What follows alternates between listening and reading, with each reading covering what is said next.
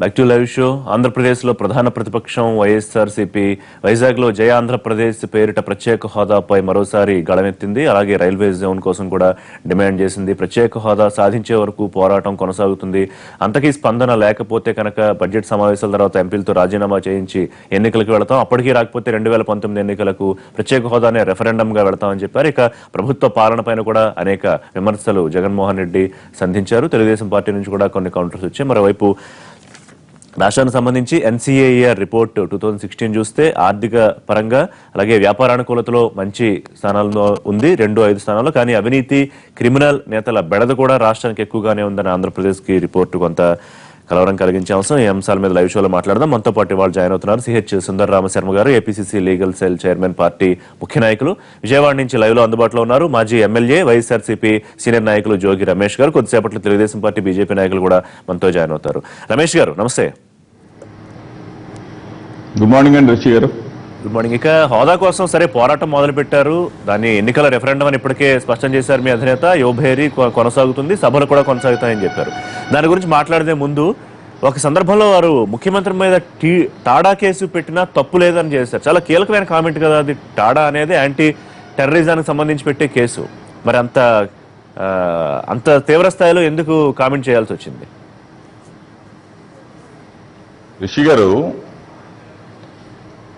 రాష్ట్ర ముఖ్యమంత్రి గారు ఆయన చేస్తున్న అంటే ప్రత్యేక హోదా కోసం గళమిప్పుతా ఉంటే, ప్రత్యేక హోదా కావాలి, ప్రత్యేక హోదా ఈ రాష్ట్రానికి, మన రాష్ట్రానికి సంజీవిని అన్న ముఖ్యమంత్రి గారు మాట తప్పి ఎన్ని రకాలుగా ప్రత్యేక హోదాని కూనీ చేశారో మనందరికీ తెలిసిన నగర సత్యమే.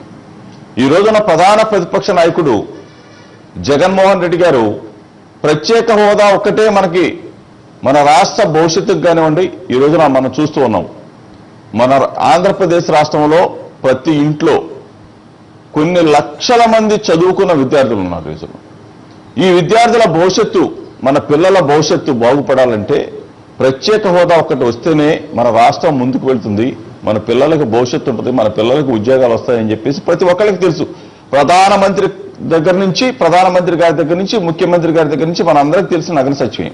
కానీ ప్రత్యేక హోదాని కూనీ చేసి ఏదైనా కానీ యువబేరి సభో లేక ప్రత్యేక హోదాకి సంబంధించిన ఏ సభో, వైఎస్ఆర్ పార్టీ అవ్వచ్చు, కమ్యూనిస్ట్ పార్టీలు అవ్వచ్చు, ఏ ఇతర పార్టీలు అవ్వచ్చు, ప్రత్యేక హోదా కావాలి అని కోరుకునే ప్రతి ఒక్కరిని కూడా నిర్బంధంగా కేసులు పెట్టి ఆ మీటింగులకి మీ పిల్లల్ని పంపొద్దు అని చెప్పేసి ముఖ్యమంత్రి గారు పిలిపివ్వటం, అరెస్టులు చేపించడం, కేసులు పెట్టడం అంటే ఎంతవరకు సౌపండి? ఈ రోజున ముఖ్యమంత్రి గారు పలు సందర్భాల్లో పీడీ యాక్ట్ల గురించి కానివ్వండి, లేకపోతే ఉన్మాద పార్టీ అని సంబోధించారు. అలాంటి నాయకులు అవసరమా అన్నారు. కాబట్టి టాడా కేసు పెట్టాల్సిందే, పెట్టినా తప్పేమిటి అనే స్థాయికి జగన్మోహన్ రెడ్డి గారు వెళ్ళారనుకోవాలా? అంటే చాలా పెద్ద కామెంట్. టాడా కేసు ఎందుకు పెడతారనేది మీకు నేను చెప్పక్కర్లేదు కదా. అదిగా సార్, వాళ్ళన్నా కానీ ఉన్మాద చర్యలకి టాడా కేసు పెడతారు.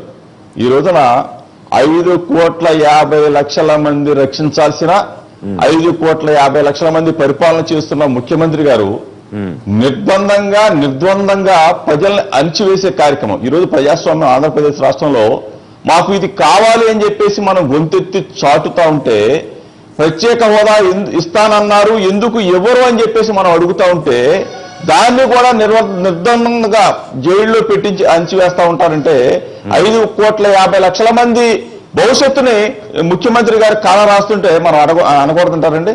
అంటే ఉన్మాదులతో పోల్చారు, లేకపోతే జగన్మోహన్ రెడ్డి గారు, లేకపోతే టాడా కేసు పెట్టాలని నిజంగా ముఖ్యమంత్రి గారి మీద అసలు ఏ కేసు పెడితే సరిపోతుంది? ఈ రోజున మీ ఇష్టం. మీరు ఇప్పుడు నిన్న జగన్మోహన్ రెడ్డి గారు టాడా అన్నారు, రేపు ఇంకొక కేసు అనొచ్చు, ఏదైనా అనొచ్చు కదా.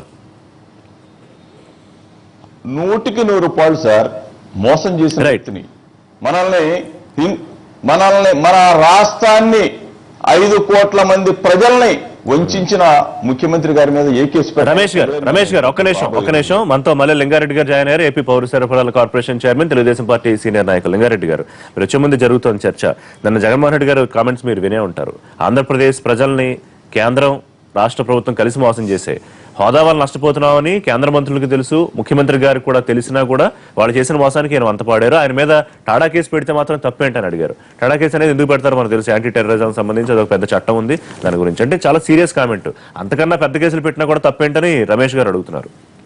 ఇప్పుడు ఒకటి, టాడా కేసులు పెట్టమని ప్రతిపక్ష నాయకుడు ఒక ప్రాంతీయ పార్టీ అధ్యక్షుడు అంటున్నా అంటే ఇది ఉన్మాద చర్య కాదని అడుగుతున్నాం. గతంలో మనం చూసినాం, ముఖ్యమంత్రి పైన చెప్పుల భాష, చీపుర్ల భాష మాట్లాడుతుంటే ఎవరైనా. అదే జయలలితో, మాయావతో, మమతా బెనర్జీ ఉంటే ఈ పార్టీకి 10 సంవత్సరాలు జైల్లో ఉండేవాడు జగన్మోహన్ రెడ్డి ఆ భాష మాట్లాడేందుకు. ఇక్కడ ప్రజాస్వామ్యము 100% ఉంది కాబట్టే ప్రతిపక్ష పార్టీలకు, ప్రతిపక్ష నాయకునికి స్వేచ్ఛ ఇచ్చినారు కాబట్టే పరిధిని మించి, చట్టాలను మించి మాట్లాడినా కూడా, చట్టాలు ఉల్లంఘించినా కూడా ఒక ముఖ్యమంత్రి అంటే పబ్లిక్ సర్వెంట్.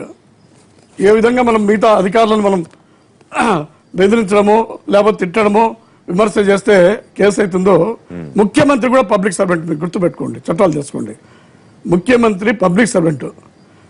ఒక పబ్లిక్ సర్వెంట్ గా ఉండేటువంటి వ్యక్తిని ఒక చిన్న మాట అన్నా కూడా అది శిక్షార్హమైనటువంటి నేరమవుతుంది. ఈరోజు మేము అడుగుతున్న ఒక విషయం, కేసులు భయపడి చంద్రబాబు నాయుడు గారు ప్రత్యేక హోదా అడగడం లేదని చెప్పి కేంద్రం ముందు మోకరిల్లారని చెప్పి అడుగుతున్నాం. ఏం కేసులు ఉన్నాయో మీరు చెప్పండి. మీకు ధైర్యం ఉంటే చంద్రబాబు నాయుడు గారి పైన ఫలాని కేసు ఉందని చెప్పండి. ఇంతకుముందు మనం చూసినాం, మన విశాఖపట్నం మాజీ ఎంపీ ఆయనతో కేసు ఇచ్చినారు. తర్వాత వచ్చేసి రాజశేఖర రెడ్డి గారు కేసులు వేసి సాక్ష్యం లేక కోర్టు శిక్ష చెప్తాయని చెప్పి రాజశేఖర రెడ్డి గారు కేసు ఉపసంహరించుకున్నారు. తర్వాత విజయమ్మ గారితో ఏ కేసు రాజశేఖర రెడ్డి గారు ఉపసంహరించుకున్నారో అదే కేసులను విజయమ్మ గారు తెప్పించినారు. నిజంగా చంద్రబాబు నాయుడు గారు 9 సంవత్సరాల పరిపాలనలో తప్పు చేసింటే, అవినీతి అక్రమాలు చేసింటే, రాజశేఖర రెడ్డి గారు ముఖ్యమంత్రిగా ఉన్నప్పుడు ఎన్ని సభా సంఘాలు వేశారు, ఐఏఎస్ ఆఫీసర్ల కమిటీలు వేశారు, రోసే కమిటీ వేశారు. మరి ఎందుకు మీరు రుజువు చేయలేకపోయినారు చెప్పండి. కేంద్రం కేంద్ర ప్రభుత్వం మీదే, రాష్ట్ర ప్రభుత్వం మీదే సిబిఐ కానీ అన్ని కానీ ఎన్నో రకాలైనటువంటి విచారణ సంస్థలు ఉండగా ఏమి తేల్చాలని అడుగుతున్నాను నేను. ఈరోజు మేము అడుగుతున్నాం, ఈరోజు పిల్లల్ని ఎందుకు పంపదని చెప్తున్నారు చంద్రబాబు నాయుడు గారు.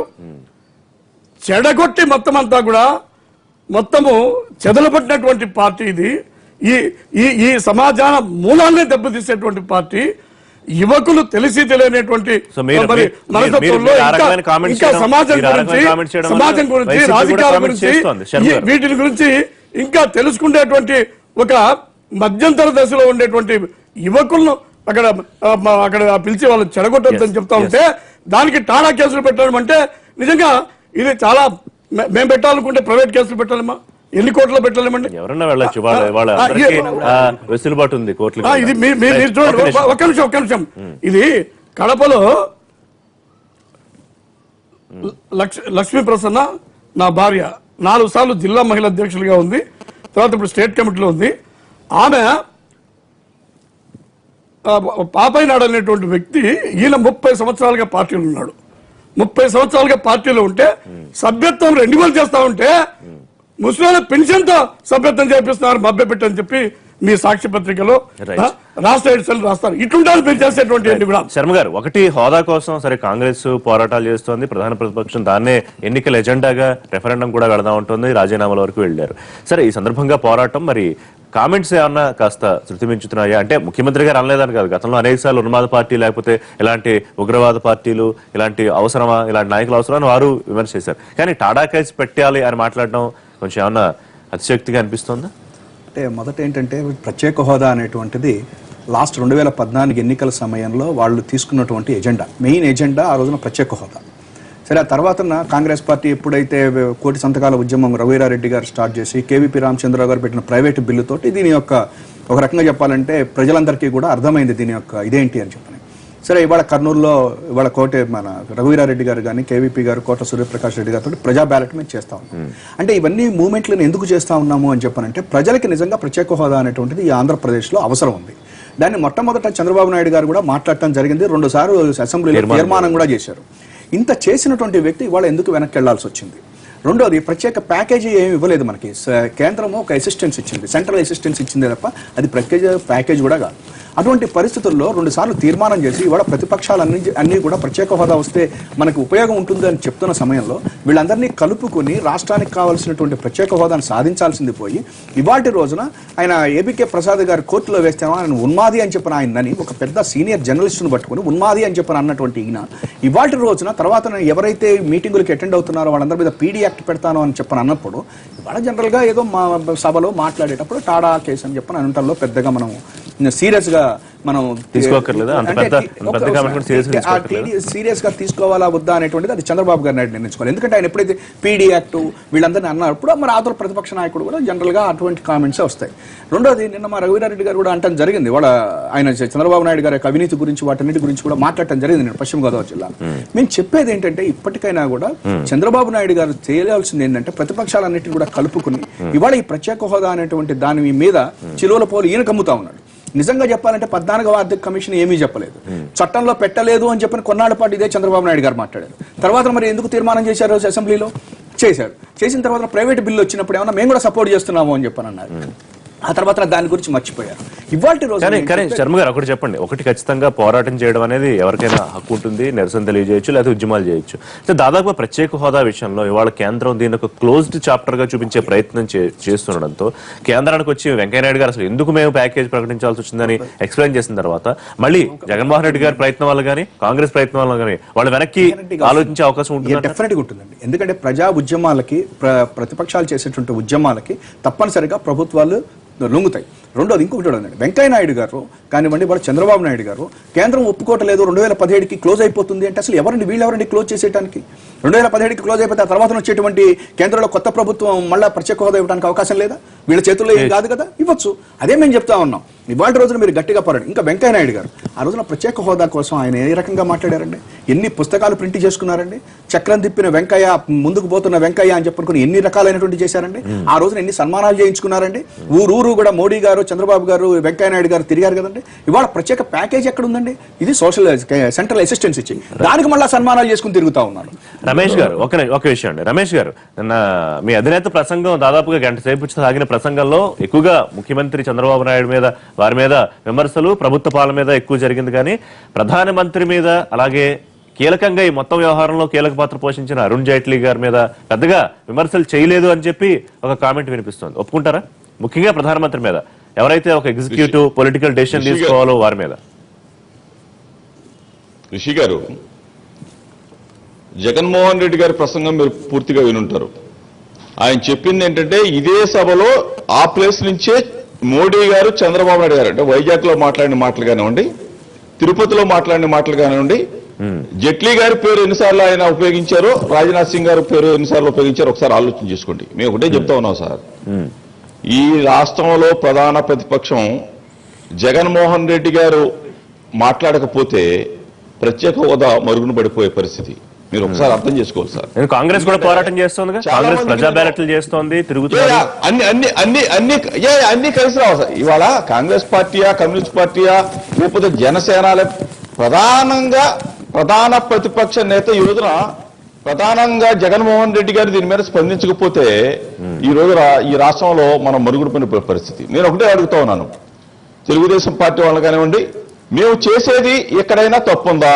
యోబేరి పెట్టినా లేకపోతే ఇంకోటి పెట్టినా మేము ఎక్కడైనా కానీ ప్రజలకి కానీ యువకులు కానీ మా సందేశంలో, జగన్మోహన్ రెడ్డి గారి సందేశంలో ప్రత్యేక హోదా మాట్లాడటంలో మేము పొరపాటు చేస్తా ఉన్నామా అని అడుగుతా ఉన్నాను. ఎందుకంటే ప్రత్యేక హోదా మనకు వద్దా అని అడుగుతా ఉన్నా. పిచ్చిగా మాట్లాడతారు. ఇప్పుడు ఒకటి సార్, చంద్రబాబు నాయుడు గారి భయపడుతున్నారు అనేది మనకు తెలుసు కదా. ఎందుకు భయపడుతున్నారు? ఆయన చాలా స్పష్టంగా నేను ఎవరికైనా ఎందుకు భయపడాలి, అసలు భయపడాల్సిన అవసరం ఏంటి? నేల రాజకీయ జీవితంలో ఎప్పుడూ అలాంటి సందర్భం రాలేదు, నా రాజకీయ అనుభవం అంత వయసు కూడా నీకు లేదు, నువ్వు విమర్శిస్తావా అని చాలాసార్లు ఆయన స్పష్టంగా అడిగారు కదా. ఒక నిమిషము, ఇందిరాగాంధీకి భయపడలేదు తెలుగుదేశం పార్టీ, ఎందుకు రాజీవ్ గాంధీ భయపడలేదు, సోనియా గాంధీ భయపడలేదు, రాజశేఖర్ భయపడలేదు, మీకు భయపడతారు జగన్మోహన్ రెడ్డికి. లింగారెడ్డి గారు ఇప్పుడు ఇక్కడ మీరు అర్థం చేసుకోవాల్సింది, ఇప్పుడు ఒకటే ఇలాగనే చెప్పినాను, ఒక నిమిషం ఆయన అడిగాను, మరి మీ చెప్పండి. ప్రభుత్వము మీరు విచారణ చేసే అధికారం ఉంది, శిక్షించే అధికారం ఉంది, జైల్లో పెట్టేటువంటి అధికారం ఉంది, కాదు కాదు, ఎందుకు భయపడుతున్నారంటే అవినీతిని తేల్చేటువంటి అధికారం ఉండేటప్పుడు Yes, yes. ఒక నిమిషం. మీరు ఒక నిమిషం. రాజశేఖర్ గారు 5 సంవత్సరాలు కానీ తర్వాత వచ్చిన 5 సంవత్సరాలు కాంగ్రెస్ పరిపాలనలో కానీ ఎందుకు తేల్చలేకపోయినారు? ఎందుకు మీరు తేల్చలేకపోయి ఈ రోజు ఎందుకు మాట్లాడుతున్నారు మీరు? రమేష్ గారు చెప్పండి. రిషి గారు చంద్రబాబు నాయుడు గారు ఎందుకు భయపడుతున్నారని ఆయనకు తెలుసు, మొత్తం మీకు తెలుసు, మాకు తెలుసు, రాష్ట్ర ప్రజలు యావత్తుకు తెలుసు. ఎందుకంటే పట్టపగలు అర్ధనగ్నంగా అడ్డంగా దొరికిపోయిన చంద్రబాబు నాయుడు గారు హైదరాబాద్ లో ఏ విధంగా దొరికిపోయాడన్న సంగతి అందరికీ తెలియదా సార్? ఆయన ఏ విధంగా పట్టుబడ్డాడు, ఏ విధంగా ఆయన ఆడియో వీడియో టేపుల్లో దొరికిపోయిన సంగతి లింగారెడ్డి గారికి తెలియదా, చంద్రబాబు నాయుడు గారికి తెలియదా? ఎందుకు